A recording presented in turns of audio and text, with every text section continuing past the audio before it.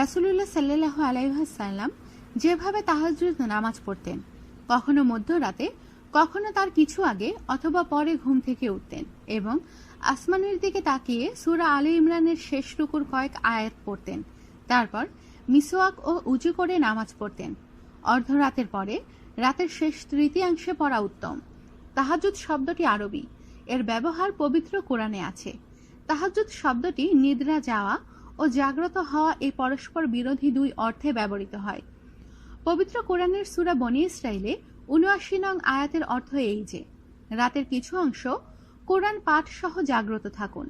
আয়াতে উল্লেখিত বিহি সর্বনাম দ্বারা কোরআন বোঝানো হয়েছে। কোরআন পাঠ সহ জাগ্রত থাকার অর্থ নামাজ পড়া। এ কারণেই শরীয়তের পরিভাষায় রাত্রিকালীন নামাজকে তাহাজ্জুদ নামাজ বলা হয়। সাধারণত এর অর্থ এভাবে নেওয়া হয় যে, কিছুক্ষণ নিদ্রা যাওয়ার পর যে নামাজ পড়া হয় তাই তাহাজ্জুদের নামাজ। কিন্তু তাফসিরে মাজহারিতে এভাবে বলা হয়েছে, আয়াতের অর্থ এতটুকুই যে, রাতের কিছুক্ষণ নিদ্রা যাওয়ার পরে জাগ্রত হয়ে নামাজ আদায় করলে যেমন এই অর্থ ঠিক থাকে, তেমনি প্রথমেই নামাজের জন্য নিদ্রাকে পিছিয়ে নিলেও এই অর্থের ব্যতিক্রম হয় না। তাই তাহাজ্জুদের জন্য প্রথমে নিদ্রা যাওয়ার শর্ত কোরআনের অভিপ্রেত অর্থ নয়। হাদিসে কুদসিতে রয়েছে, যে বান্দা আমাকে ভালোবাসার দাবি করে অথচ সারা রাত ঘুমিয়ে কাটায়, সে তার দাবিতে মিথ্যাবাদী। এজন্য যে সে কেমন প্রেমিক তার মাহবুবের মোহাব্বত কামনা করে না, অথচ আমি তার অপেক্ষায় থাকি। সে যদি তার দাবিতে সত্যবাদী হতো তাহলে অবশ্যই আমার ডাকে সাড়া দিত। হাদিস শরীফে বর্ণিত আছে, হযরত রাসূলুল্লাহ সাল্লাল্লাহু আলাইহি ওয়াসাল্লাম বলেন, রাসূলুল্লাহ সাল্লাল্লাহু আলাইহি ওয়াসাল্লাম যখন মদিনায় তাশরিফ আনেন, তখন প্রথম যে কথাগুলো তার মুখ থেকে শুনি তা হলো, লোকজন, ইসলামের প্রচার প্রসার করো, মানুষকে আহার দান করো, আত্মীয়তা অটুট রাখো, আর যখন মানুষ ঘুমিয়ে থাকবে তখন তোমরা রাতে নামাজ পড়তে থাকবে, তাহলে তোমরা নিরাপদে বেহেশতে যাবে। তাহাজ্জুদ নামাজ অর্ধরাতের পরে রাতের শেষ তৃতীয়াংশে পড়া উত্তম।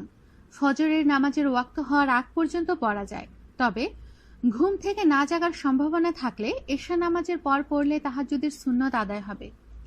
তাহাজ্জুদ নামাজ সর্বনিম্ন ২ রাকাত, সর্বোচ্চ ৮ রাকাত পড়া উত্তম, তবে আরো বেশি পড়া জায়েজ আছে।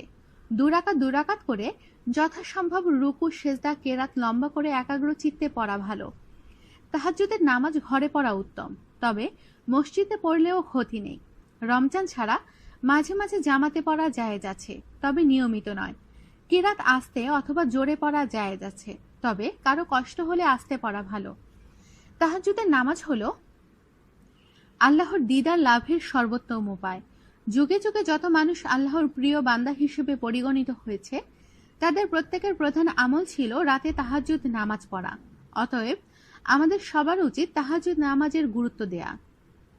সময় অর্ধরাতের পরে রাতের শেষ তৃতীয়াংশে পড়া উত্তম, তবে ঘুম থেকে না জাগার সম্ভাবনা থাকলে এশার নামাজের পর ২ রাকাত সুন্নত ও বেতরের আগে তা পড়ে নেওয়া জায়েজ আছে। রাকাত সংখ্যা সর্বনিম্ন ২ রাকাত আর সর্বোচ্চ ৮ রাকাত পড়া উত্তম, তবে আরো বেশি পড়া জায়েজ আছে। এরপরে বিতর নামাজ পড়া।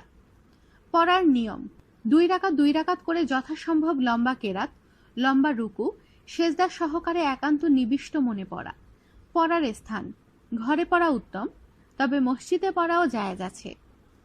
কেরাত উঁচু বা নিচু উভয় আওয়াজে পড়া জায়েজ আছে, তবে কারো কষ্টের কারণ হলে চুপি চুপি পড়া কর্তব্য।